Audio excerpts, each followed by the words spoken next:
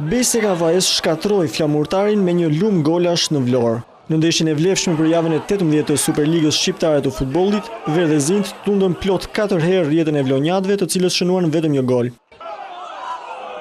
Flamurtari kaloi i pari në avantazh që në minutën e 2 të takimit me anë të mbrojtësit Licaj, por Kavajasit do të përgjigjeshin me Halitin në të 30 minutë, i cili barazon shifrat. Me këtë rezultat do të mbyllej edhe pjesa e parë. Në të 61-ën, Sefa kalon në avantazh miqt. I njëjti lojtar do të shënonte edhe në të 94-ën minutë, teksa një minutë më herët kishte trefishuar Deli Allisi.